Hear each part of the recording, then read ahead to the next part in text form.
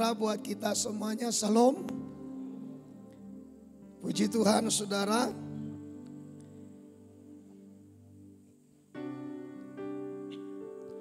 Kita kembali belajar bersama-sama dari kebenaran firman Tuhan. Pada malam hari ini di ibadah kita pada hari Kamis yang lewat, kita sudah belajar bersama-sama bagaimana gereja atau keadaan gereja pada zaman antikristus. Saudara, kemarin kita sudah baca di dalam kitab 1 Yohanes 2 ayat 18. Di sana dituliskan bahwa waktu ini adalah waktu yang terakhir. Seorang antikristus akan datang. Sekarang telah banyak bangkit antikristus. Dikatakan saudara, mereka berasal dari tengah-tengah kita. Hanya mereka tidak sungguh termasuk pada kita. Nah, Bapak Ibu, siapa sebenarnya yang dimaksud dengan antikristus ini? Antikristus, saudaraku, digambarkan oleh Alkitab di dalam kitab Matius pasal 24 ayat yang ke-15 sebagai pembinasa keji. Jadi Bapak Ibu, antikristus ini dia adalah pembinasa. Jadi kalau iblis itu datang untuk mencuri, membunuh, membinasakan. Nah, sementara antikristus, tangan kanan daripada iblis itu sendiri, dikatakan dia hadir di dalam dunia ini sebagai pembinasa yang paling keji. Nah, saudara, ini menurut kitab Daniel. Ini menurut kitab Daniel. Bapak Ibu, tentu kalau kita belajar mengenai kitab Daniel, banyak orang saudaraku yang dikasihi Tuhan ragu-ragu mengenai pembinasa keji itu. Padahal saudaraku sudah jelas-jelas dituliskan bahwa di dalam Matius pasal 24 ini ayat 15, antikristus itu adalah satu pribadi, yaitu pembinasa keji. Sebagai apa Bapak Ibu? Pembinasa keji. Ya. Seperti yang dituliskan di dalam kitab Daniel itu persis. Setelah dia menghentikan korban, lalu Alkitab mengatakan, ayat itu mengatakan bahwa berdirilah kekejian. Apa saudara? Berdirilah kekejian. Itu antikristus. Ya kan? Daniel pasal 9 ayat 27. Ditampilkan aja dulu. Ya. Itu dia.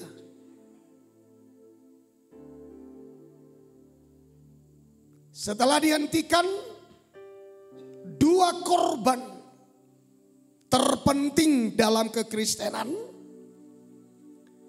maka dikatakan kekejian akan datang yang membinasakan. Pembinasa keji. Kalau menurut Matius pasal 24 ayat yang ke-15. Jadi tidak meleset. Kapan itu terjadi? Ya saat dia menghentikan itu. Betul-betulkah sudah dia hentikan yang dua ini? Masih belum sempurna. Haleluya. Belum sempurna. Tapi sudahkah ada ciri-cirinya? Ya. Sudahkah ada tanda-tandanya? Ya. Tapi dia masih belum bisa berkuasa. Belum bisa. Mengapa saudaraku? Karena gereja masih ada di bumi. Haleluya. Kan gereja masih ada di bumi. Menurut Tesalonika, kalau gereja sudah disingkirkan, barulah. Tapi aku yakin dia sudah mulai mencoba.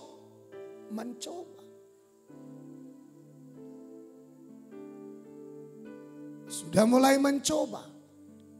Hanya orang Kristen sendiri sajalah yang nanti kita akan melihat menganggap enteng.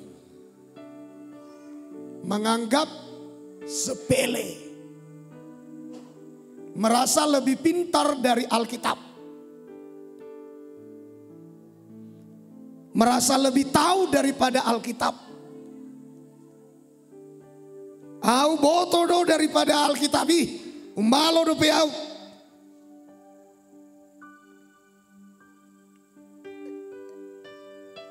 Banyak orang saudaraku lebih merasa pintar daripada kebenaran firman.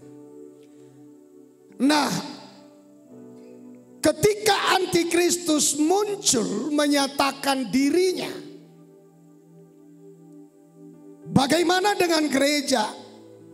Kamis kemarin saya sudah mengatakan gereja tidak masuk pada zaman antikristus.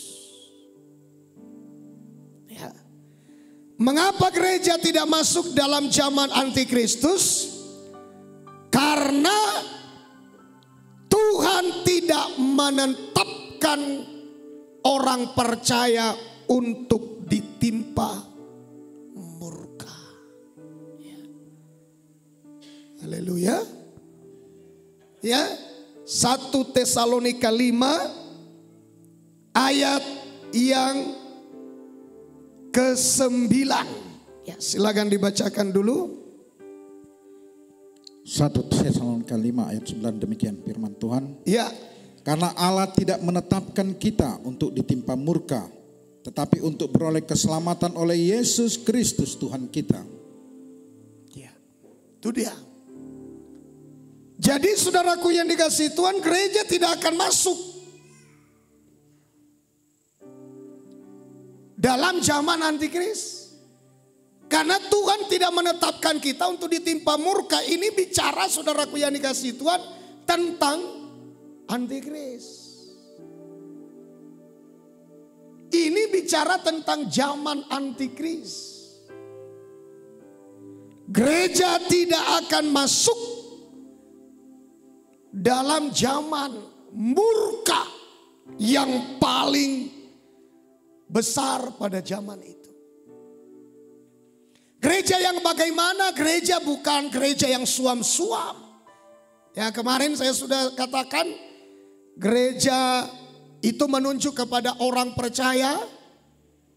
Gereja menunjuk kepada orang beriman. Tentu gereja menuju kepada orang-orang yang sudah menjadi mempelai wanitanya Tuhan. Ya, itulah gereja. Gereja yang sungguh-sungguh betul. Gereja yang tidak sungguh-sungguh, sehebat apapun dia, jadi antikristus. Makanya sungguh-sungguh kita Bapak Ibu. Orang yang beribadah aja sungguh-sungguh belum tentu bisa selamat. Apalagi yang tidak sungguh-sungguh. Makanya saya heran Bapak Ibu kalau ada orang bilang begini, sodomi. Saya ukur aja dari kerohaniannya. Waduh, kesucian hidupnya, ketekunannya di dalam beribadah, ketekunannya di dalam sungguh-sungguh dalam mengasihi Tuhan. Kita ukur aja dari situ. Dari mana dia tahu? Kerohaniannya aja tidak bertumbuh-bertumbuh. Tidak cukup juga hanya ukuran saudaraku dengan rata-rata hadir di gereja. Perubahan hidup harus ditandai dengan perubahan hidup. Orang rajin ibadah saja nggak ada jaminan. Yang diinginkan Tuhan adalah adanya terjadi keubahan hidup dalam hidup kita. Ya, kita ditetapkan bukan untuk ditimpa murka, tapi untuk beroleh keselamatan. Tapi bagaimana saudaraku yang dikasihi Tuhan untuk kita tidak ditimpa murka? Kita harus sungguh-sungguh. Sungguh-sungguh dalam kekudusan. Sungguh-sungguh di dalam beribadah. Sungguh-sungguh di dalam ketulusan. Sungguh-sungguh di dalam melakukan apa yang Tuhan inginkan dalam hidup kita. Sungguh-sungguh menaklukkan daging kita. Sungguh-sungguh mencari wajah Tuhan. Sungguh-sungguh intim dengan Tuhan. Bangholan pengetahuan udah gak dong, tinggal. Gak ada istilah disitu, aku pintar, lebih pintar dari kau. Gak ada istilah begitu, tinggal. Keintiman. Makanya kalau kita baca Wahyu pasal 12 itu saudara, itu benar-benar ya, yang diangkat itu bukan para bintang. Kan udah kita baca itu. Dibaca dulu Pak, ulang Pak. Bukan para bintang, tapi mempelai. Mempelai itu intim. Mempelai itu intim. Ya. Wahyu pasal yang ke-12 ayat yang ke-4. Silakan dibacakan 4. Ya. Demikian firman Tuhan. Ya. Wahyu 12:4. Dan ekornya menyeret sepertiga dari bintang-bintang di langit. Ya. Dan melemparkannya ke atas bumi. Dan naga itu berdiri di hadapan perempuan yang hendak melahirkan itu untuk menelan anaknya. Segera sesudah perempuan itu ini melahirkannya. ayat 4 loh Bapak Ibu. Ayat 4 dia memburu gereja. Siapa gereja? Orang yang sungguh-sungguh. Tapi kalau saudara perhatikan di ayat 14 yang diangkat bukan para bintang, yang bintang ini jatuh ini saudara. Jatuh. Makanya jangan cari hidup jadi bintang, jadi orang hebat. Jangan cari saudaraku kehidupan jadi mempelai. Intim dengan sang mempelai pria surga. Haleluya. Yang bisa intim itu bukan para bintang. Yang bisa intim itu adalah mempelai. Coba kita lihat. Siapa yang diseret? Bintang. Yang diangkat siapa? Ayat 14. Atau apanya dulu Pak? Judulnya. Coba dibaca dulu. Prekop. Ya. Perikopnya perempuan dan naga. Ya, perempuan dan naga. Naga kita udah baca ayat 9. Ya, kita udah baca siapa naga? Di ayat 9. Coba Pak, ayat 9. Ayat 9. Dan ya. naga besar itu si ular tua. Ya terus? Yang disebut iblis atau satan. Yang naga itu ya jelas ya. Iblis atau satan. Dia kalau perikopnya itu Pak. perikopnya, naga dikalahkan. Nah, coba kita lihat ayat 14. Ya, Ayat 14. 14. Kepada perempuan itu diberikan kedua sayap dari burung nasar yang besar, supaya ia terbang ke tempatnya di padang gurun, di mana ia dipelihara jauh dari tempat ular itu selama 1 masa dan 2 masa dan setengah masa. Siapa saudaraku yang diseret? Para Bintang. bintang. Siapa yang diangkat? Yang disingkirkan dari antikris? Perempuan. Itu mempelai wanita. Haleluya.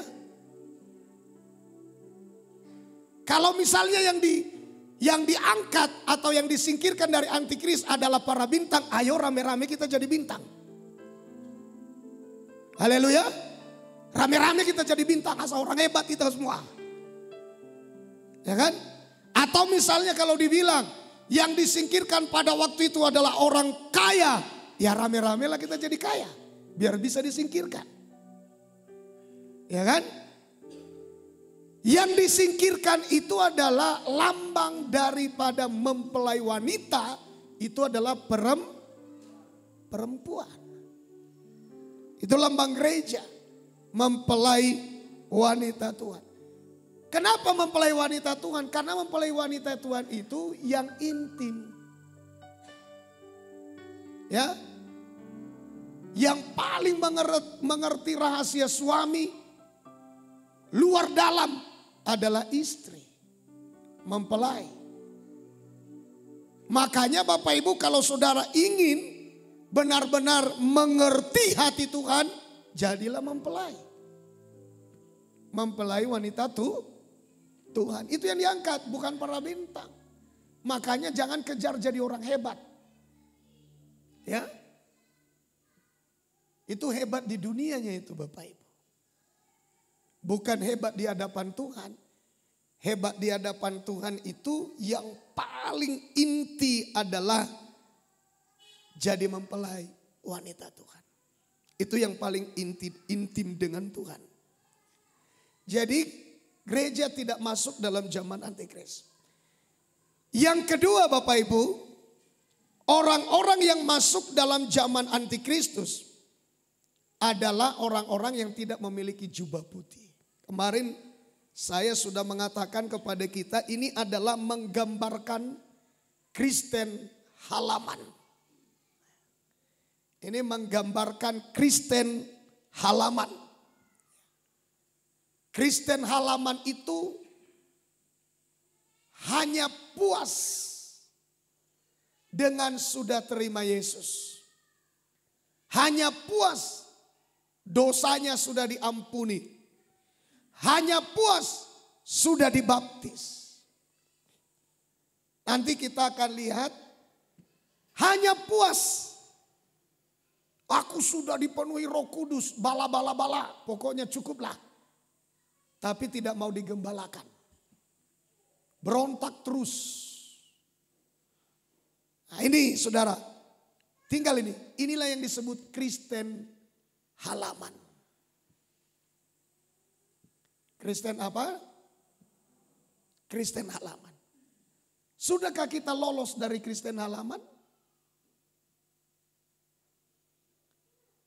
Lolos dari Kristen halaman itu mau disucikan. Mau dibrus hidupnya. Mau disabun. Mau dimasukkan ke dalam api sengsara untuk melepaskan karat-karatnya. Itu setelah lolos dari Kristen halaman masuk dalam ruang suci untuk digembleng, digembalakan, disucikan, dimurnikan, digembalakan dia di situ. Tunduk pada tongkat gembala. Mengapa harus Tuhan izinkan itu? Ya untuk membentuk gerejanya itu siap diangkat.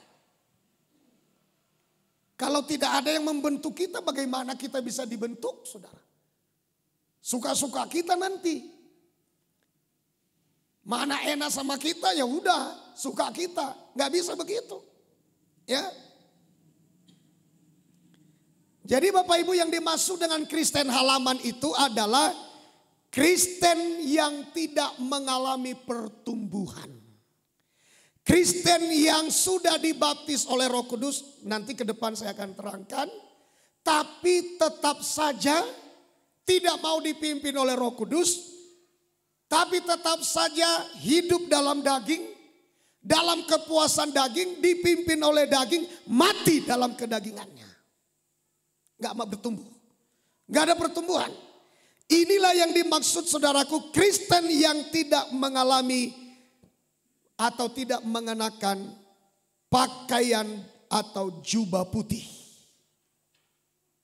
Tidak mengenakan jubah putih.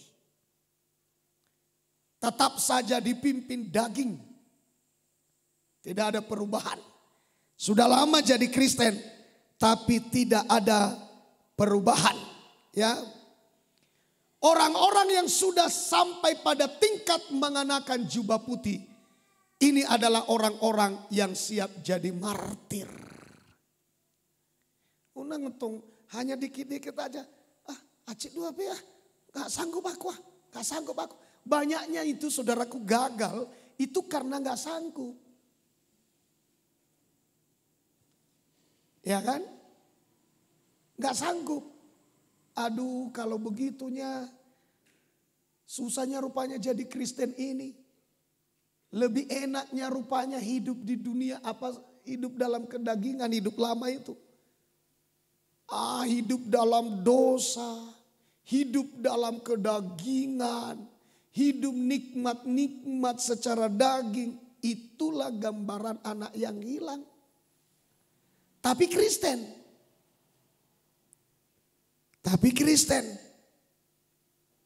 Tapi bersenang-senangnya, kepuasannya bukan ibadah, bukan Tuhan, bukan firman. Yang dia cari itu kepuasan-kepuasan daging, saudara. Nah, inilah Kristen yang tidak mengalami pertumbuhan. Tapi Kristen yang mengenakan jubah putih siap jadi martir. Itu Kristen yang mengenakan jubah putih. Siap jadi martir. Saya mau bilang, kalau Bapak dan Ibu serta saya tidak memiliki roh martir, lambat atau cepat saudara akan menyangkal Tuhan. Percayalah. Dimulai dari mana? Dimulai dari jangan menyangkal kebenaran. Ketika ditawarkan keuntungan dan kenikmatan dalam hidup secara daging. Dimulai dari situ. Karena bagaimana kalau hal-hal kecil saja kita sudah sangkal iman kita. Bagaimana dengan ditawarkan hal-hal yang besar? Wah, lebih cepat lagi. Kita udah gugur secara iman. Hal kecil saja kita gak siap jadi martir. Lalu bagaimana dengan hal yang besar? Godaan-godaan yang besar. Tawaran-tawaran yang besar. Hal-hal yang mengenakan pada daging. Iming-iming daripada si ular naga itu. Seperti yang dia iming-iming kepada Hawa. Oh, udah jatuh. Belum apa-apa udah jatuh, saudara. Jadi orang-orang yang mengenakan jubah putih adalah orang-orang yang siap jadi martir. Kita harus melatih diri kita mulai dari sekarang. Bagaimana caranya kita melatih diri kita martir? Dimulai dari bagaimana kita komitmen dengan ibadah. Bagaimana dengan komitmen menjaga hidup kita di hadapan Tuhan. Bagaimana dengan komitmen hidup, apapun yang terjadi, aku tidak akan lakukan hal yang menyakiti hati Tuhan. Di situ kita mulai dilatih, roh martir kita udah mulai bertumbuh itu. Udah mulai terdidik roh martir kita. Tapi kalau hal-hal sepele, hal kecil kita sudah nyangkal iman kita, kita sudah menyimpang dari kebenaran. Bagaimana nanti yang lebih parah? Udah pasti. Didik roh kita mulai dari sekarang.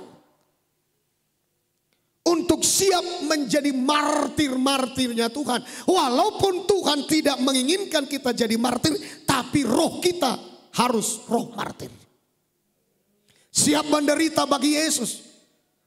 Siap daging disalibkan. Siap lapar untuk Yesus. demi iman, siap tahan haus, tahan lapar, tahan menderita, tahan pikul salib. Nah itu roh martir. Itulah orang-orang yang mengenakan jubah putih. Itu orang-orang yang mengenakan jubah putih. Dilecehkan, direndahkan, diludahi, tidak dihargai, tidak dihormati. Tapi kita tidak kecewa dengan Tuhan. Itu roh martir. Apalagi sampai kepada pemenggalan. Ya pasti sudah siap. Ini belum apa-apa. Sudah menyangkal imannya kepada Tuhan. Nah bagaimana bisa selamat? Bapak Ibu percaya sama saya. Matius pasal 24. Ayat 3 sampai ayat 13. Itu adalah permulaan penderitaan. Sebelum datang ayat 15 baru muncul antikris. Artinya saudaraku, sebelum muncul antikris penderitaan dulu. Saya mau tanya, zaman-zaman sekarang ini sudah banyak yang menyerahkan diri? Banyak, ketakutan. Sudah. Loh bagaimana kita bisa lolos? Belum apa-apa. Baru permulaan penderitaan aja udah takut. Sebelum datang antikris Bapak Ibu. Ayat 3 sampai ayat 13. Itu saudaraku yang dikasih Tuhan, permulaan penderitaan. Ayat 14 Injil merajai dunia. Tibalah kesudahannya. Tiba kesudahannya itu artinya antikris akan berkuasa. Gereja sudah disingkirkan. Ya kan? Coba Pak, dibaca dulu Pak perikopnya. Biar kita jelas. Bapak Ibu harus jelas, hafal, ingat, mengerti. Matius pasal 24 ayat yang ketiga. Perikopnya Pak.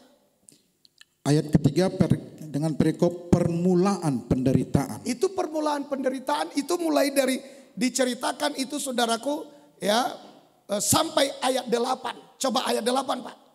Ayat 8, ya. Akan tetapi semuanya itu barulah permulaan penderitaan menjelang zaman memasuki baru. Zaman baru. Belum datang antikris, belum, sudah menderita saudara. Jadi jangan saudara pikir, singkirkan dulu. Loh maksud saudara langsung disingkirkan, gak masuk dulu dalam pemurnian. Penderitaan itu akan memurnikan iman saudara. Baru bisa terangkat. Kalau ternyata tidak lolos pada zaman penderitaan permulaan, gagal, gak terangkat. Bukan saya yang bilang, firman Tuhan yang bilang, gagal kita melewati masa zaman penderitaan di ayat mulai itu terhitung mulai dari ayat 3 sampai ayat yang ke-13 gagal terangkat. Walaupun saya sendiri tidak tahu kapan Bapak Ibu. Karena saya bukan Tuhan. Seandainya saya Tuhan, mungkin saya tahu. Tapi saya bukan Tuhan. Ya, itu jelas-jelas saudaraku. Jadi ingat, jangan minta antikristus belum datang kok, belum datang, harus nanti dibikin apa dulu, dibikin dulu, datang dulu antikris. Nah antikris itu nggak ada sama kita, tanda nggak dikasih sama kita, nggak apa-apa, nggak ada, harus tersingkir dulu. Loh penderitaan ini kapan?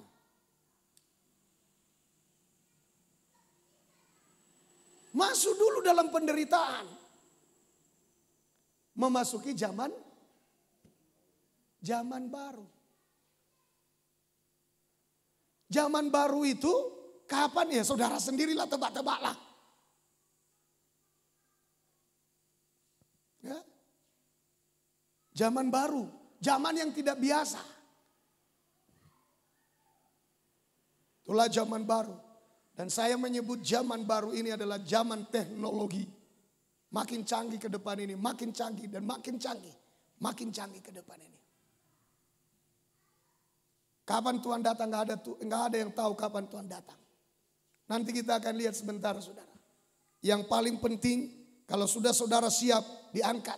Sehebat apapun saudara tidak siap, tinggal. Itu aja kuncinya. Saudara kita siap-siap tiap hari, tiap saat, kapan terjadinya, pagi-pagi kah, siang-siang kah, malam-malam kah, di tempat tidur kah, saat kerja kah, sudah siap terangkat. Ya, termasuk saat kerja. Karena Alkitab berkata jelas-jelas bahwa di tempat tidur 2 orang, baru apalagi di tempat pemutaran batu kilangan, itu tempat kerja.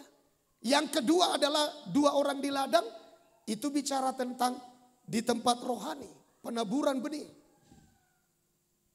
Jadi Bapak Ibu itu sudah lengkap semua itu. Ada yang lagi tidur, bisa terangkat, bisa tinggal. Ada yang lagi bekerja, bisa terangkat, bisa tinggal. Ada yang lagi melakukan pelayanan di ladang, penaburan benih, dan lain sebagainya, pembersihan dan lain sebagainya. Tapi bisa terangkat, bisa tinggal satu, bisa terangkat satu. Ya, itu tergantung persiapan kita.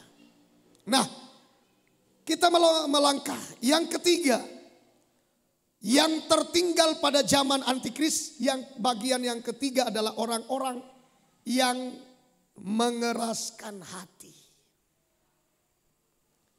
Keras hati.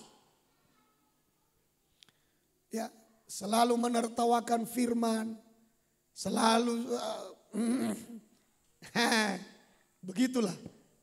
Udah keras hati. Selalu ngejek firman. Ya, selalu bermain-main saat firman disampaikan.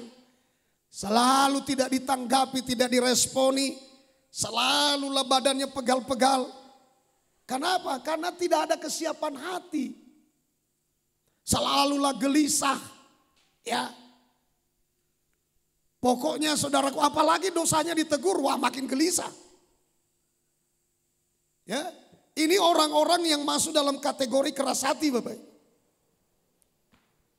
Sulit berubah dan tidak mau berubah. Dia malah marah kepada Tuhan, saudara. Kenapa kau tegur dosaku begitu? Dia bukannya berubah, tapi dia malah marah. Nah, ini nggak bisa selamat, Bapak Ibu. Jangan harap orang-orang yang keras hati pasti akan tinggal. Kita lihat saudara, 1 Korintus 5 ayat 5 ini menggambarkan, ya, menggambarkan. Demikian firman Tuhan. Ya. Orang itu harus kita serahkan dalam nama Tuhan Yesus kepada iblis, sehingga binasa tubuhnya agar rohnya diselamatkan pada hari Tuhan. Ini masih lumayan. Mengapa saudara? Sampai seorang Rasul Paulus mengatakan, biarlah kita serahkan ini orang kepada iblis. Biarlah binasa tubuhnya sekalian. Tapi rohnya diselamatkan. Kenapa? Karena orang-orang ini sejogal. Keras hati. Keras kepala. Sampai mengundang Paulus ngomong seperti ini. Kita serahkan aja mereka kepada iblis. Sekalian tubuhnya binasa, mati. Tapi rohnya diselamatkan. Ya. Masih lumayan seperti ini lagi, saudara. Karena keras hati. Tidak mau menerima pekerjaan roh.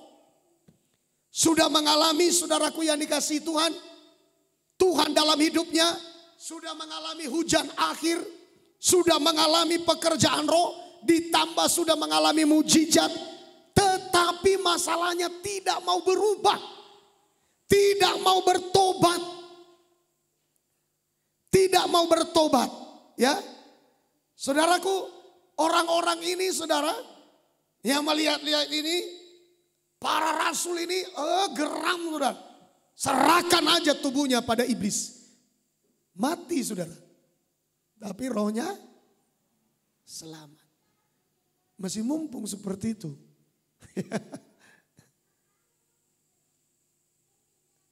Gimana kalau rohnya juga nggak selamat? Jadi ini harus dipercepat. Kalau hari ini misalnya kata Rasul Paulus, panggil itu orang. Terima Yesus. Buka hatimu, bertobat hari ini. Karena minggu depan jatuh lagi dalam dosa. Saya jugal. Mau kau dengar nasihat? Mau, Rasul. Mau kau bertobat? Mau, Rasul. Minta ampun sama Tuhan. Udah, langsung serahkan sama iblis. Mati seluruh hancur tuh. Selamat rohnya. Karena kalau seketika mati, bisa selamat. Ya kan? Nangkap ya. Tapi kalau berlanjut lagi, udah minta ampun dari ini, sebentar lagi keluar, udah lakukan dosa ya, bisa jadi hilang keselamatannya Bapak Ibu. Ya, ini ya. Coba kita lihat. Ulangan pasal 11, ayat yang ke-14. Ulangan pasal 11 ayat 14. Silakan. Demikian firman Tuhan. Ya. Maka ia akan memberikan hujan untuk tanahmu pada masanya. Ya. Hujan awal dan hujan akhir. Sehingga engkau dapat mengumpulkan gandummu, anggurmu dan minyakmu. Nah, kita lihat di sini sudah mengalami hujan akhir. Ini adalah bicara tentang pencurahan Roh Kudus. Sudah mengalami kemurahan Tuhan, sudah mengalami kasih karunia yang melimpah. Ya, tapi orang ini saudaraku tidak mengalami keubahan dalam hidupnya. Orang seperti ini lebih baik diserahkan kepada iblis, ya. Ini saudaraku disiksa ini. Bisa juga seperti ini caranya, disiksa. Ya misalnya serahkan kepada iblis, tubuhnya disiksa. Mengalami penderitaan-penderitaan secara lahiriah, jasmani, tubuh. Sampai akhirnya bertobat aku. Ya udah mati, langsung ke surga. Bisa juga seperti itu. Ya. Tapi disiksa dulu. Dia secara daging, secara fisik, secara lahiriah. Ya. Sampai pada akhirnya. Nanganong betunga. Nanganong jeber guru api purtibion. Tumago na mau mati. Oh Tuhan. Panggil Tuhan. Datang para rasul. Udah lebih baik dia mati sekalian. Tapi rohnya diselamatkan. Memang seringkah kita berpikir seperti itu ya kan. Tumago menukuni. Karena jogalnya. Ya, ada orang-orang seperti itu ya. Ada orang-orang mengharapkan seperti itu. Ya. Nah Bapak Ibu, bahkan kita sering begitu ya. Ya. Tuhan, ada orang bilang seperti itu. Sama saya juga. Banyak. Tori jauh Tuhan mania nih Bapak. Pas lagi hidup dalam kebenaran. Undang manian dijatuh di dalam dosa. Ya kan? Tapi mana bisa kita atur Tuhan. Ya kan? Mana bisa kita atur Tuhan. Coba ini dia saudara. 1 Timotius 1 ayat 20. 1 Timotius 1 ayat 20. Silakan Pak. Kita perhatikan Bapak Ibu. Demikian firman Tuhan. Di antaranya Himeneus dan Alexander yang telah kuserahkan kepada iblis supaya terang mereka menghujat. Rupanya rahasia para rasul namun bisa diserahkan mereka seseorang kepada iblis. Semua tuh sama dia caranya. Polis ini sama kau. Nah. Tapi ini para rasul saudaraku benar-benar melakukannya. Ya. Himeneus, Alexander telah kuserahkan kepada iblis supaya jera mereka menghujat. Ya. Ini jadi hati-hati Bapak Ibu, saya tadi sudah katakan mari kita beri diri kita digembalakan dengan lebih baik. Biar bisa kita diselamatkan sampai hari kedatangan Tuhan kali kedua. Yang keempat, Siapa yang tertinggal pada zaman antikristus, saudara, adalah Kristen yang tidak siap sedia. Tidak siap sedia. Ini yang keempat, ya. Ini udah jelas ya, saya tadi udah singgung di dalam Lukas 17 ayat 34 sampai 36, di sini ada diterangkan 3 bagian bahwa ada 2 di tempat tidur, ada 2 ya bersama-sama menghilang di batu kilangan, dan ada sama-sama 2 orang di ladang.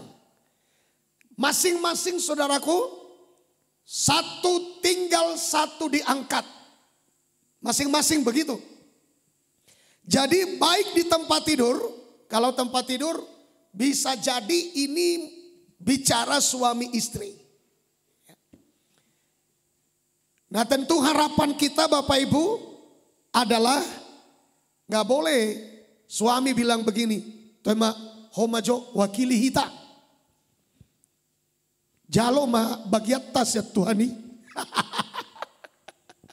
Begitu ya. Ambil bagian kita dari Tuhan. Kaulah yang mewakili kita. Ya.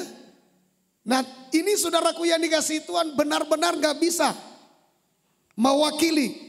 Di sini saudaraku 2 orang di tempat tidur.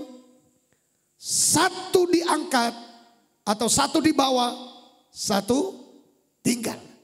Di ayat 35 dikatakan 2 orang perempuan bersama-sama menghilang, yang seorang saudaraku dibawa, yang lain ditinggalkan. 36 ada 2 orang di ladang, yang seorang akan dibawa dan yang lain akan ditinggalkan.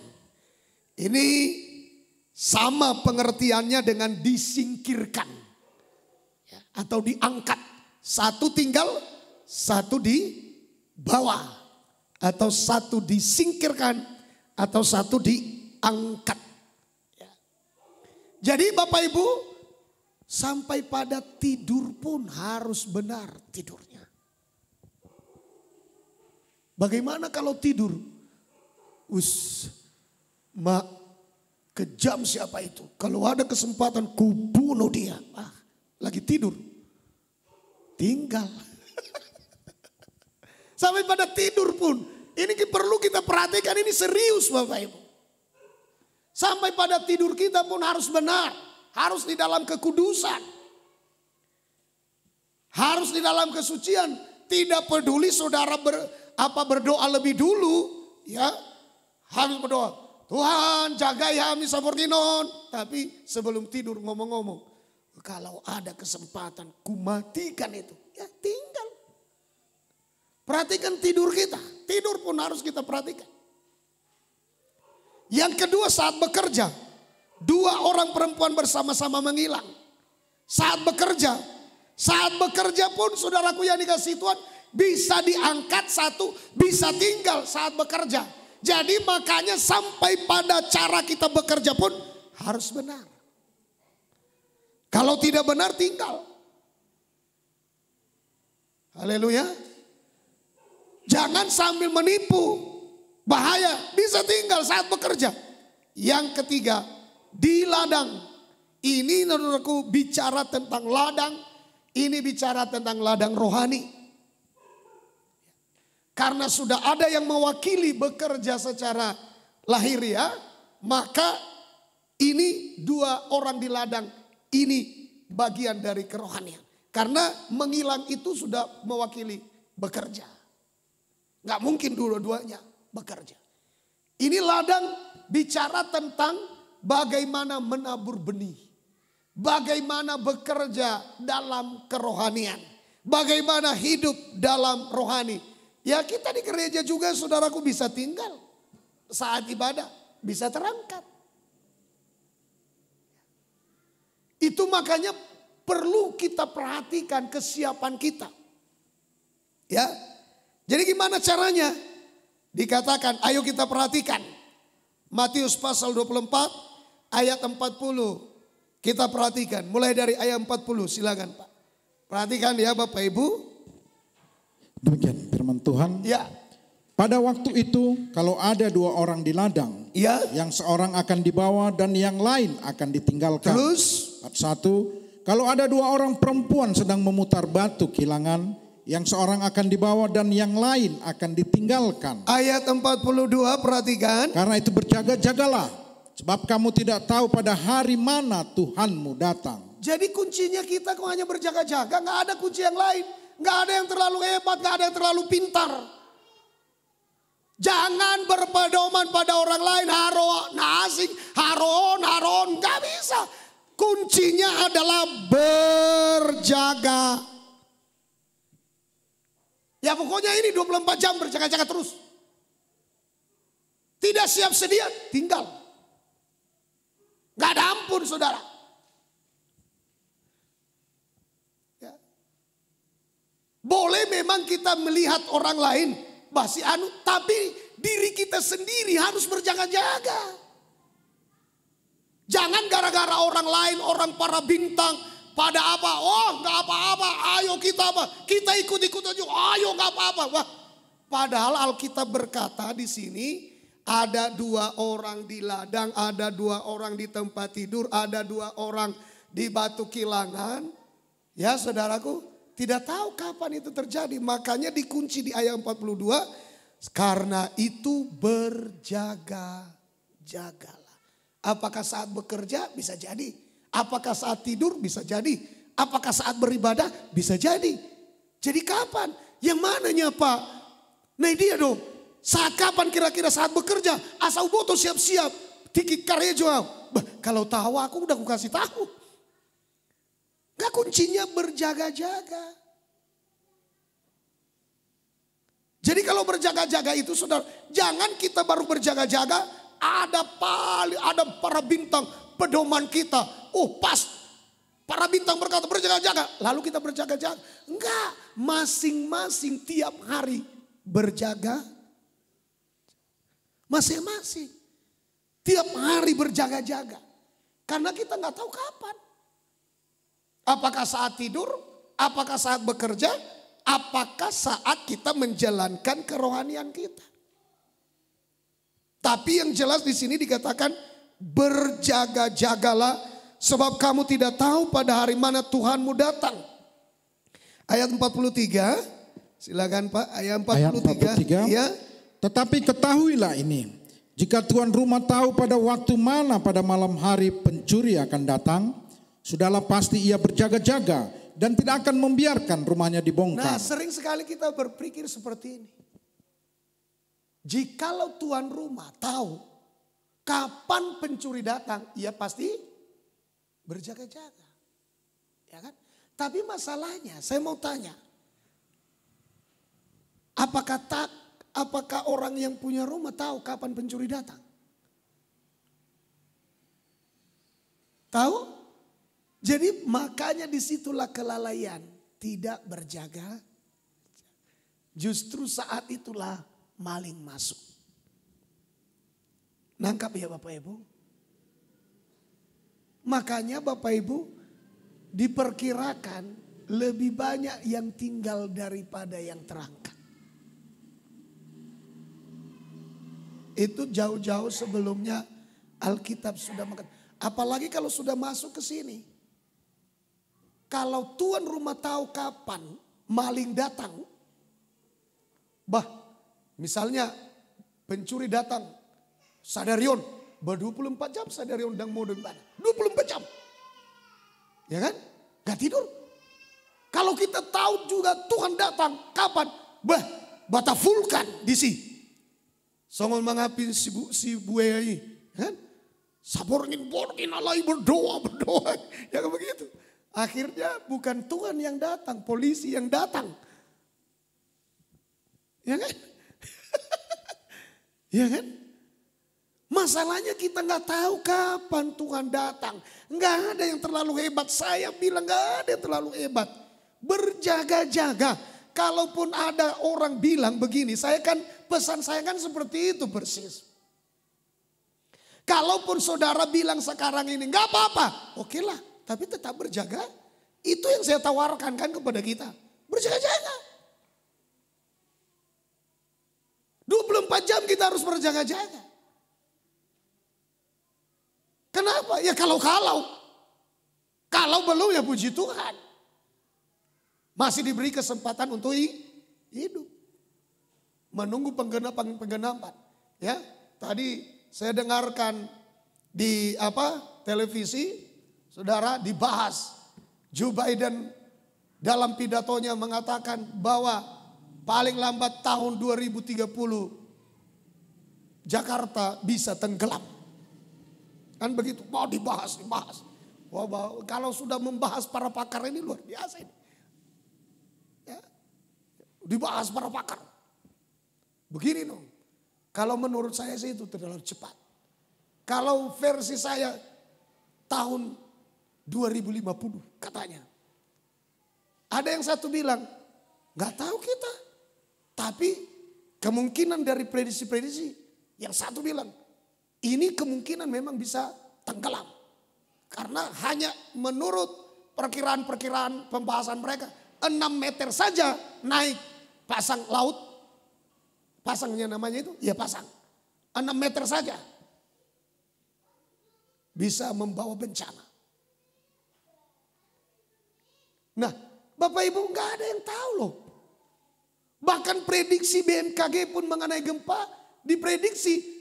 Kira-kira bulan ini hati-hati. Belum tentu pas. Tapi yang jelas bisa jadi gempa datang. Haleluya. Justru gempa itu kadang-kadang diprediksi benar gempa akan datang. Tapi prediksinya meleset. Bisa jadi pada saat tidak berjaga-jaga justru. Dan aku yakin Bapak Ibu banyak tertipu nanti masa kedatangan Tuhan. Aku yakin banyak tertipu. Karena kenapa? Kunci mereka saudaraku, gak apa-apa itu. Padahal sebenarnya rahasia terangkat adalah tetap berjaga-jaga. Entah kapanpun itu. Aunian dan pola porsea dobe rotuhanon alai tetap doa berjaga-jaga. Itu dia. Tetap berjaga-jaga.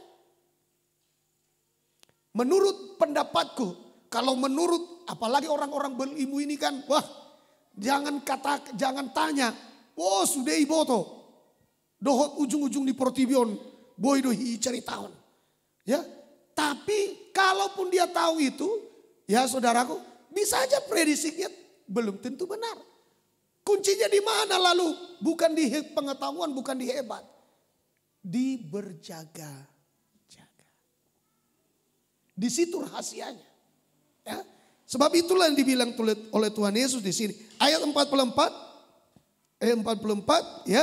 Ayat 44. Sebab itu hendaklah kamu juga siap sedia. Siap sedia. Haleluya. Mau kapanpun itu selalu siap sedia. Ya, lanjut Pak. Karena anak manusia datang pada saat yang tidak kamu duga. Tidak diduga. Jangan-jangan prediksi-prediksi tidak menduga. Jangan-jangan. Tidak. Disitulah. Karena tidak diduga. Tuhan tiba-tiba datang. Ya, saya sering bilang saudara. Ya, tadi saya sudah mengatakan kepada saudara penderitaan dulu baru antikris. Ya, jadi lihat dulu siap menderita enggak. Kalau nggak siap aku, udah calon-calon itu. Karena penderitaan dulu. Baca baik-baik firman Tuhan itu. Penderitaan dulu. Kenapa masuk dalam penderitaan? Tangkap baik-baik Bapak Ibu. Supaya bisa dikuasai. Karena kalau tidak masuk dalam penderitaan, semua kuat negara masing-masing, mana bisa dikuasai? Gak bisa. Semua ayo kita perang. Kalau semua ekonominya kuat, seluruh tentaranya kuat, negara itu kuat secara ekonomi, secara sumber daya manusianya semua kuat, mantap. Wah, mana bisa? Jadi bagaimana caranya bisa dikuasai? Ya dihancurkan dulu lah. Diporak-porandakan dulu. Baru bisa dikuasai. Itu strateginya. Ya, banyak orang bilang, bagaimana mungkin sudah antikris ini kan belum antikris? Belum. Kenapa belum antikris? Ya karena ini kan belum, baru nanti itu dikasih sama kita. Kalau antikris sudah muncul baru dikasih sama manusia. Nggak, dihancurkan dulu. Dirusak dulu semua sistem. Dilemahkan dulu. Kalau ibarat saraf-saraf manusia itu, saudaraku, kalau misalnya ada penjahat, dia bisa bunuh orang secara diam-diam. Dia lemahkan aja semua apanya, tubuhnya. Udah, tinggal, sini kau. Syarat-syarat mak. Jadi antikris namanya pembinasa keji. Ya kalau nggak begitu mana bisa dikuasai, nggak bisa. Saya sih, Bapak Ibu, saya tidak tahu kapan Tuhan datang. Saya hanya bilang menurut firman Tuhan, berjaga-jagalah. Ya, berjaga-jagalah, kuduskan pikiran kita, jaga hati kita. Ya, kalau ada hal-hal yang aduh udahlah dulu. Jangan sampai aku tertinggal. Harus begitu Bapak Ibu, ya. Amin. Ya, kita selesaikan bagian yang kelima ini dan kita akan tutup. Ya, yang kelima Bapak Ibu, yang akan tinggal pada zaman antikristus adalah gereja yang tidak memiliki minyak yang cukup. Tidak memiliki minyak yang cukup. Memang kaitannya tidak berjaga-jaga, tidak siap sedia, tapi juga tidak memiliki minyak yang cukup. Ya, kalau saudara mau ke Medan, tapi saudara minyaknya tidak cukup sampai ke Medan, akan berhenti di tengah jalan. Begitu ya. Jadi harus diukur. Sampai Yesus datang minyak kita harus cukup. Ya, karena perjalanan masih jauh. Coba kita lihat Pak, Matius 25 ayat 6. Matius 25 ayat 6. Ini firman Tuhan. Saya akan ajak kita semuanya memahami dengan baik Bapak Ibu ya. Ini sudah akhir, kita akan tutup khotbah. Tapi akhir-akhir, walaupun akhir, saya berharap kita bisa memahami dengan baik. Coba kita lihat ayat 6 Pak. Ya. Demikian firman Tuhan. Ya. Pada waktu tengah malam terdengarlah suara orang berseru, mempelai datang, songsonglah dia. Tengah malam ini bicara tentang pekatnya kegelapan. Tengah malam bicara tentang kuasa kegelapan bekerja. Tengah malam bicara tentang dosa makin naik kadarnya. Ya, tadi saya pas udah mau siap-siap, ya televisi hidup, saya masih dengar ada perampokan bersenjata. Ya, merampok toko emas di tengah-tengah keramaian. Di tengah-tengah keramaian. Kalau nggak salah di kota Medan ya. Di Medan. Ditembak orang itu 1 orang. Dilarikan ke rumah sakit. Tapi anehnya lolos. Di tengah-tengah keramaian. Bisa lolos. Ini saudaraku yang dikasihi Tuhan membuktikan tidak ada lagi sembunyi-sembunyi kejahatan. Kalau saudara masih mengatakan bahwa belum Pak, yang jahat makin jahat, saya nggak tahu lagi saudara percaya di mana. Ya, jambret di tengah jalan, sempat juga tadi jejeran-jejerannya bagaimana saudaraku naik sepeda motor jambret di tengah jalan, di tengah keramaian. Nggak ada lagi sembunyi-sembunyi kejahatan hari-hari ini Bapak Ibu. Nggak ada lagi. Tapi justru di tengah-tengah dosa yang makin kuat itu ada seruan, Tuhan datang, Tuhan datang, Tuhan datang. Buka telingamu baik-baik. Di tengah-tengah dosa ada teriakan, Tuhan datang, Tuhan datang. buka telingamu, miliki persiapan. Karena bahayanya ketika diteriakan dosa makin merajalela, diteriakan Tuhan datang, tapi makin keras. Pasti ini calon-calon tinggal. Ini makin merajalela dosa-dosa kejahatan secara luar biasa. Dengan senjata orang pada takut. Apalagi sudah ditembak satu orang, siapa yang mau ditembak? Ya kan? Sudah MM-an lah dibawa emas itu. Ini kejahatan di mana-mana. Coba yang kita dengar kemarin 12 orang memperkosa wanita. Di mana lah? Saya mau tanya saudara, di mana lagi dosa sekarang ini sembunyi-sembunyi? Di mana? Sampai dibilang itu harus diiris-iris daging orang itu. Kejahatan luar biasa. Tapi tidak bisa disembunyikan, memang kejahatan makin meningkat. Kadar kejahatan, kadar dosa meningkat di zaman akhir ini. Ingat, kalau kita melihat dosa makin meningkat, ingat firman Tuhan, yang jahat makin jahat. Bagian kita apa? Lakukanlah yang baik, makin baik.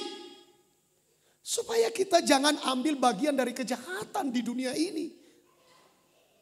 Dan akhirnya tinggal Bapak Ibu. Ya, ini seruan loh saudara. Seruan ini tengah malam. Jangan saudara pikir nanti tengah malam yang dimasukkan ya, nanti jam 2 atau jam 1 malam, jam 12 malam. Lalu saudara dengar-dengar, Tuhan datang dan dungo kami tinggal. Bukan. Tengah malam di sini adalah di mana saudaraku pekatnya, hitamnya dosa. Kejahatan makin meningkat. Kuasa kegelapan makin merajalela. Tidak sembunyi-sembunyi lagi orang nanti saudaraku di depan umum ya. Sama seperti yang kita sering lihat di pekan-pekan, di onan-onan dari mulai saya masa kecil ya. Saya sudah sering ada jual-jual obat itu saudara ya. Ini dibunuh, ini tidak mati-mati. Ini mati, ini nanti bangkit. Macam-macam mai padukon. Ion ulok si bagat ding tua. Macam mai. Ulok, pabo amajo. Macam-macam mai. Dan orang rame-rame datang ke situ. Enggak sembunyi-sembunyi kok. Tiap hari kita lihat. Dunia makin gelap, dosa makin merajalela. Kegelapan iblis makin merajalela bekerja. Dan banyak manusia percaya. Kita lihat kejahatan makin meningkat hari-hari. Di tengah-tengah kegelapan itulah ada teriakan ini. Mempelai datang, songsonglah dia. Songsonglah dia artinya apa? Siapkan dirimu. Sudah siapkan diri, ya harus bergerak. Kalau menyosong itu harus berjalan Bapak Ibu. Tidak boleh berdiam diri. Haleluya. Lalu apa respon? Kita lihat bagaimana respon mereka. Di dalam menanggapi tengah malam terdengarlah suara orang berseru, mempelai datang, songsonglah dia. 5 gadis bijaksana yang mempunyai minyak langsung diangkat. Ya, saya pakai istilah diangkat ya, atau dibawa seperti tadi yang kita dengar. Ayat 7 Pak, kita lihat ya, ayat 7. Ayat 7. Ya. Gadis-gadis itu pun bangun semuanya. Lalu membereskan pelita mereka. Bangun. Kalau saudara lihat 5 gadis bodoh juga bangun. Sama-sama bangun. Tapi masalahnya sudah lama hidup. Sudah lama menanti. Ada yang sungguh-sungguh. Ada yang tidak sungguh-sungguh. Ada yang benar-benar mempersiapkan diri. Ada yang main-main. Sudah pasti itu. Sudah pasti ya. Makanya saudara ada di golongan mana? Tentukan saudaraku supaya kita benar-benar tahu kondisi hidup kita. Apakah kita rindu ya mengalami pengangkatan pada waktunya atau kita tinggal ya. Kita lihat responnya saudara. Gadis-gadis itu pun bangun semuanya. Semuanya berarti 5 gadis bodoh, 5 gadis bijaksana. Apa yang dilakukan? Membereskan pelita. Perhatikan baik-baik. Membereskan pelita. Kalau saudara mau terangkat, cek selalu pelita kita. Apa itu firman? Cek. Saudara kita cek. baca Alkitab? Bagaimana merenungkan firman Tuhan? Tapi mimpi terangkat, mengecek pelitanya enggak pernah. Tapi rindu terangkat. Bahkan ngaku-ngaku sama orang, kalau aku terangkat ya. Perhatikan Bapak Ibu, enggak gampang. Kalau sudah bersiap-siap, cek pelita selalu. Ya, cek pelita. Jangan bicara tentang,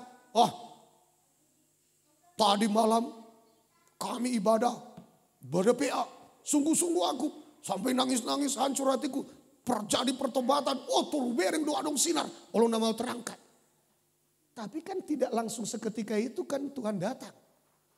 Masih ada jalan waktu. Apakah kita mengecek pelita kita terus? Ini betul-betul lah mereka mengecek pelitanya. Ya. Lalu saya lompat Bapak Ibu. Yang 5 gadis bodoh. Dicek pelitanya. Tapi ternyata tidak cukup. Mati lampu mereka tidak menyala. Pelitanya mati. Apa yang terjadi? Minta sama 5 gadis bijak. 5 gadis bijak. Kalau ku kasih minyak kami sama kalian. Kalian tidak cukup. Kami juga tidak cukup. Ya. Masa kita sama-sama binasa? Begini aja lah. Kalian pergi ke sana. Beli kalian minyak. Cepat-cepat. Mereka cepat-cepat buru-buru. Biasanya memang kita seperti itu. Kita baru buru-buru. Tuhan sudah ada. Sudah doa. Ya kan? Begitu Bapak. Kita baru buru-buru. Sibuk sana, sibuk ini.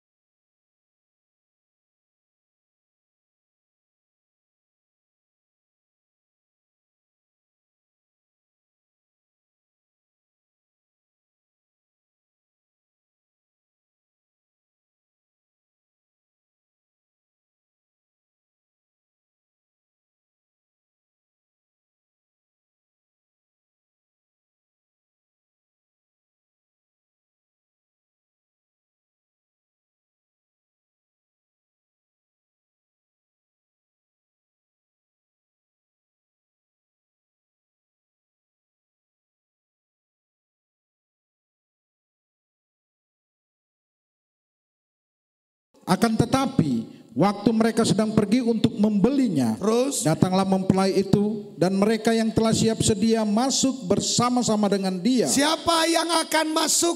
Siapa yang akan terangkat? Siapa yang akan dibawa? Siapa yang akan masuk dalam pesta pernikahan kawin anak domba? Siapa? Mereka yang siap. Yang berjaga.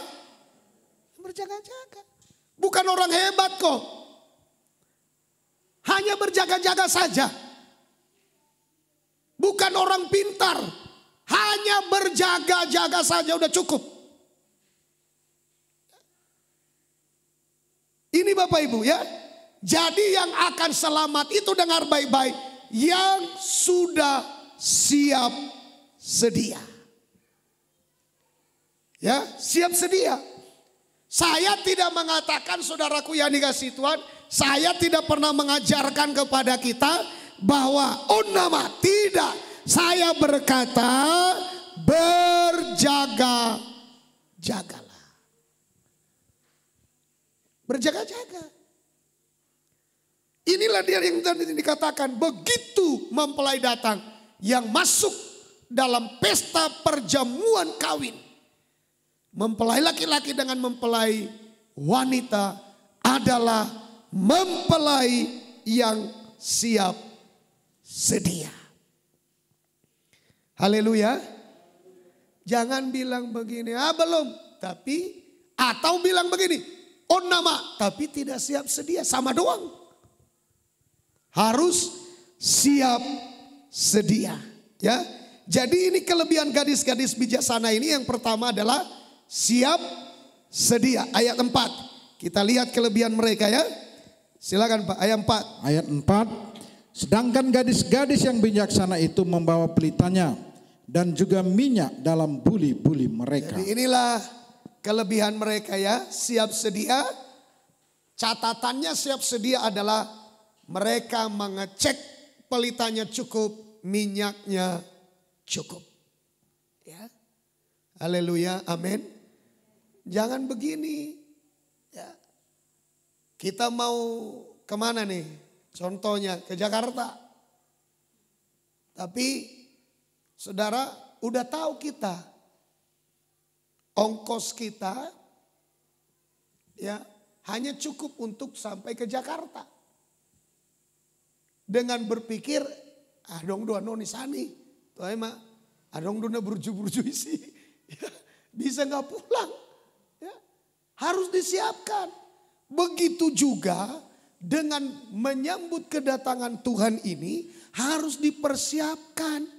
Pelitanya dicek, minyaknya dicek. Makin larut malam, makin lama harusnya makin banyak persiapan kita tentang pelita itu. Makin lama makin kita persiapkan, tumpuk terus pelita. Minyak kita harus cukup. Ya jangan makin larut malam makin berkurang. Makin kurang sungguh-sungguh. Makin kurang sungguh-sungguh mengumpulkan pelita. Makin kurang sungguh-sungguh kita mengumpulkan minyak. Ya berkuranglah. Kalau sudah berkurang, yang terjadi adalah ketika hari H tidak cukup, pelita tidak menyala. Ya. Jadi gimana caranya? Tiap hari sungguh-sungguh Bapak Ibu. Tiap hari kejar kumpulkan firman pelita. Pelita itu firman dan minyak itu Roh Kudus. Ya. Bagaimana persekutuan kita dengan Roh Kudus tiap hari? Ya. Jadi kita lihat, cek kesalahan 5 gadis bodoh. Kesalahan pertama ada pada ayat 3. Silakan Pak, ayat 3. Ayat 3, gadis-gadis yang bodoh itu membawa pelitanya tetapi tidak membawa minyak. Saudaraku, kita sorot ini ayat 3 ini. Gadis yang bodoh ini. Ini adalah gambaran gereja di zaman sekarang. Ya, hidup di zaman anugerah tapi bermain-main. Hidup di zaman kasih karunia tapi saudaraku bermain-main, tidak pernah ditanggapi serius. Ya, menganggap enteng, menganggap remeh. Sifat seperti inilah yang sering sekali mendadak membawa bencana dalam hidup banyak orang. Ya, ya, sepele, sama seperti si Esau. Untuk apa aku rupanya hak kesulungan itu dijual hanya dengan sepiring kacang merah. Habis butong malense. Ya kan?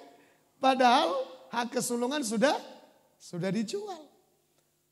Begitu tiba hak kesulungannya sudah berpindah kepada Yakob, saudaranya itu, dia ngamuk. Sampai dia bilang begini, tunggu dulu bapakku sebentar lagi akan mati. Kubunuh itu si penipu itu. Padahal saudaraku dia yang jual. Dia bilang si penipu. Memang Yakob itu artinya penipu. Tapi bukan berarti masalahnya bahwa tidak adil Yakob mengambil itu daripadanya. Alkitab berkata, kan baca baik-baik Alkitab itu. Alkitab berkata demikianlah ia menganggap ringan, menganggap enteng hak kesulungan itu. Untuk apa aku pikirnya? Bentar lagi juga aku mau mati. Untuk apa aku sulung itu? Berapa banyak di antara orang Kristen hidup di zaman kemurahan, hidup di zaman kasih karunia, tapi bermain-main dengan kemurahan Tuhan, bermain-main dengan anugerah Tuhan, bermain-main dengan kebaikan Tuhan, kasih Tuhan, kita permain-mainkan dan kita anggap enteng. Kesalahan yang kedua dari 5 gadis bodoh ini adalah sudah terjadi pengangkatan. Ini sudah terjadi pengangkatan. Baru mempersiapkan diri. Nggak terjadi be. baru mempersiapkan diri. Ya. Baru mempersiapkan diri tapi sudah terjadi pengangkatan. Begitu kan ayat 11. Mari kita lihat. Ya. Ayat 11. Ayat 11 ya. Kemudian datang juga gadis-gadis yang lain itu dan berkata, Tuan, Tuan, bukakanlah kami pintu. Sudah terjadi. Sudah terjadi. Pintu sudah dikunci. Baru selesai persiapan dia. Udah. Ngadong be minyak nami be. Ngadong be pelita nami. Mangolu, nggak mangolu. Udah terjadi pengangkatan. Jawabannya sudah terlambat. Sering sekali kita sudah terlambat saudara, kita sudah kehilangan kesempatan, tapi kita mempersiapkan diri, padahal udah hilang kesempatan.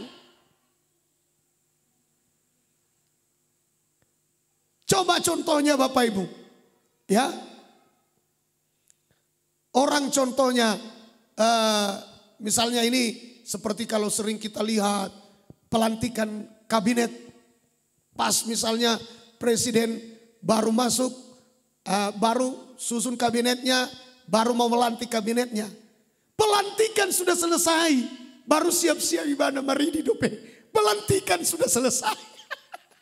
Nah ini, tahukah dia akan diangkat? Tahu. Tahukah dia akan dilantik? Tahu. Sama seperti itu 5 gadis bodoh ini.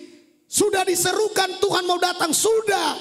Dia baru mempersiapkan diri, cari minyak. Cari pelita, kumpulkan sebanyak-banyaknya. Baru setelah itu tiba dia di tempat. Ketuk pintu. Sudah ditutup. Sudah selesai. Artinya apa maksud Yesus? Berjaga-jagalah. Kamu tidak tahu kapan ia datang. Jauh-jauh sebelumnya sudah berjaga-jaga. Atik natiki modom do. Atik natiki karejo do. Atik natiki beribadah do. Kita nggak tahu. Tapi dikatakan berjaga. Kita nggak tahu. Ada pilot yang terangkat. Contohnya. Pilot yang bersaksi kemarin tuh waktu. Waktu terjadi gempa di mana itu. Yang terjadi tsunami ya. Yang di mana? Di NTT ya. Palu. Di Palu. Ya kan? Yang itu yang bawa pesawatnya pilotnya itu. Kopilot datanya mana pilot. Itu sekarang kita harus berangkat. Kenapa mendadak? Kita harus berangkat. Ayo kita berangkat. Mau foto dia sama temannya kan begitu kesaksiannya. Minta foto dulu. Udah, nah kapan-kapan kita berfoto. Langsung buru-buru. Begitu mereka terangkat ke atas. Dia sudah lihat hancur semuanya kaca balok. Begitu dia nyampe di tempat yang dituju. Langsung telepon masuk. Sudah terjadi gempa dan tsunami. Seperti itulah nanti masa pengangkatan. Saat dia bawa pesawat. Terangkat. Pesawatnya nabrak sana sini. Ya kan ada dikasih contoh itu. Yang bawa becak juga begitu. Si abang becak terangkat. Tapi yang ada di dalam becak masuk parit. Kan begitu. Bapak Ibu bukan baru mempersiapkan diri. Jauh-jauh sebelumnya sudah mempersiapkan diri. Kalau hari ini misalnya pengangkatan mulai dari hari-hari sebelumnya sudah mempersiapkan diri. Itu yang namanya rindu pengangkatan. Kalau sudah terjadi pengangkatan baru mempersiapkan diri, terlambatlah. Terlambat. Saya sih bilang begini ya Bapak Ibu. Enggak ada istilah hebat di hari kedatangan Tuhan. Enggak ada. Enggak ada istilah terlalu pintar, enggak ada. Kuncinya hanya satu. Berjaga-jagalah. Itu aja kuncinya. Enggak ada terlalu hebat di situ. Enggak ada terlalu pintar. Kuncinya hanya satu aja, berjaga-jaga. Lalu saudara, ini dia udah pintu udah dikunci nih. 5 gadis bijaksana sudah masuk, sudah terangkat. Sudah bersama-sama dengan mempelai laki-laki.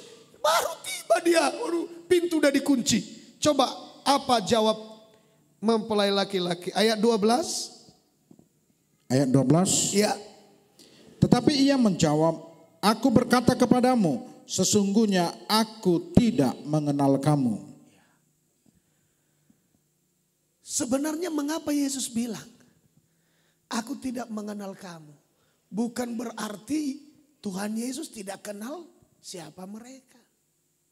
Tapi itu jawaban saudaraku yang istilahnya memberitahukan kepada kita. Kalau kita berlambat-lambat, kalau kita menganggap enteng, kalau kita menganggap ringan, kalau kita diberi kesempatan, kalau kita hidup di bawah kasih karunia, tapi kita tidak menghargai, inilah jabar ya upah daripada orang ini. Aku tidak kenal kau. Inilah Kristen yang tidak sungguh-sungguh. Ya, saya berharap malam ini kita memahami apa yang dimaksud Tuhan. Bukan pintar yang diinginkan Tuhan, bukan hebat. Berjaga-jagalah. Itu aja kuncinya. Bodoh pun kalau tahu dia berjaga-jaga, pasti terangkat. Coba aja dulu, saya sering bilang, bagaimana ini orang? Hebat. Ini bukan begini, bukan begitu, bukan begitu. Tapi persekutuannya gak ada. Keintimannya dengan Tuhan gak ada. Bagaimana bisa? Hubungannya dengan Tuhan gak ada. Pertobatan gak ada. Kerendahan hati tidak ada. Bagaimana mungkin yakin tentang itu kan diukur dari kerohanian kita dilihat. Haleluya. Nah mari Bapak Ibu ya perhatikan baik-baik. Inilah kuncinya. Ini kuncinya. Pesan Tuhan kepada kita ini rahasianya. Ayat 13 Pak. Ayat 13 ya. Karena itu berjaga-jagalah. Sebab kamu tidak tahu akan hari maupun akan saatnya. Apa kuncinya kembali? Berjaga-jaga. Selalu diingatkan Tuhan. Kuncinya adalah berjaga-jagalah. Ya. Jadi supaya kita bisa masuk dalam pengangkatan. Masuk dalam perkawinan dengan mempelai laki-laki sorga. Berjaga-jagalah. Mengapa kuncinya berjaga-jaga? Karena tidak ada yang tahu kapan Tuhan datang. Haleluya.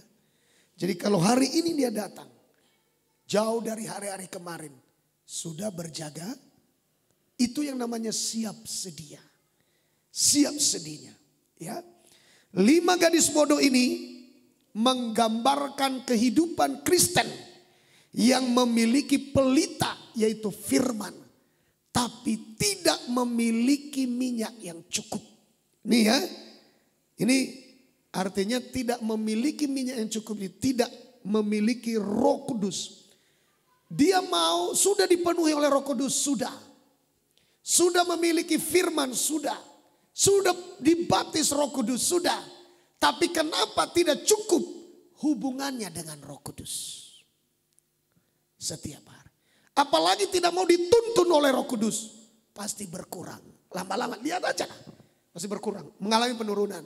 Ya, dulu peka, lama-lama gak peka. Ya, berkurang. Itulah minyak menurun. Ya, menurun. Ya. Tapi coba saudaraku minyaknya makin banyak itu menyala. Rohnya menyala. Gairah semangat. Mau dituntun oleh Roh Kudus. Ya. Mau dengar-dengaran, mau bertobat, mau hidup. Menyangkal, mematikan semua keinginan-keinginan daging. Ya. Gambaran orang seperti ini lebih tepat adalah memulai di dalam roh, tapi mengakhiri di dalam daging. Hari ini mari kita mulai dalam roh dan kita akhiri di dalam roh. Jangan sampai mengawali di dalam roh, tapi mengakhiri di dalam daging. Orang seperti ini pasti akan tinggal. Tuhan Yesus memberkati kita. Kamis depan kita akan